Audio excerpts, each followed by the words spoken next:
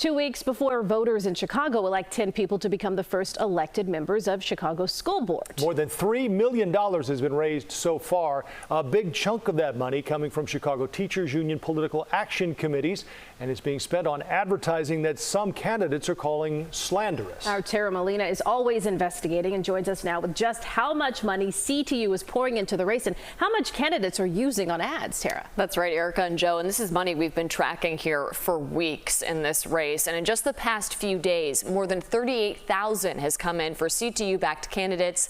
That's money earmarked specifically for phone calls, text messages, and radio ads, separate from the mailed flyers we're about to show you.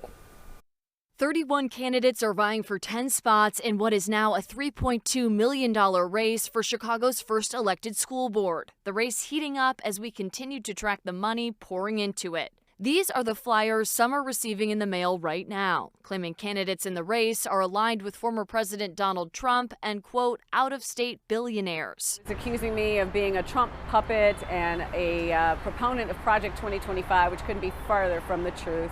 A closer look at those flyers, paid for by the Chicago Teachers Union Local 1 PAC, others funded by CTU. I wanted to make sure that people know the truth about what's happening. That's Karen Norrington-Reeves, one of the 4 running for a 10th District school board seat. She's not only featured in those flyers we just showed you, she reached out to us about them. I thought it was important that voters be able to make informed decisions that are rooted in truth. From McQuell Lewis, running in the 9th District. I'm disappointed that my opponents have resorted to lies to confuse voters about my values and my record.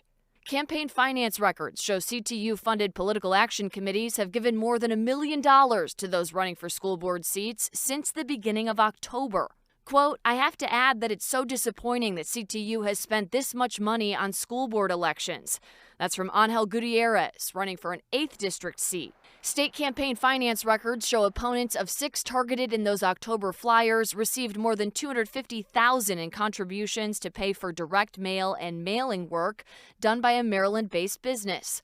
All of that was funded by either a CTU political action committee or other PACs funded by CTU. Even if you get the next mayor, who is not a big supporter of the teachers union, who wasn't a teacher himself or herself, etc., you're going to have people then on the new school board who support the union and the union's initiatives. Political scientist and professor Stephen Caliendo told me this race, an example of why it's so important to do your own research, something candidates told us too. You're going to have to do the work on your own to get there. Do the research and really look into what is someone's record. What have they done? What have they stood for? Don't listen to CTU. Don't even listen to our ads. Our ads are positive and all as well, but do your own research. I first reached the CTU with questions about their contributions to this particular race and any affiliation with those flyers last week. We still don't have answers to those questions. If that changes, we'll update the story you can find online right now. And it's important to point out, Tara, that you only have to vote for one district. It's not like you need to know all of these candidates, but you need to know the one district you're in. Right. Go to your district and do your research. Yeah. Thanks, Tara.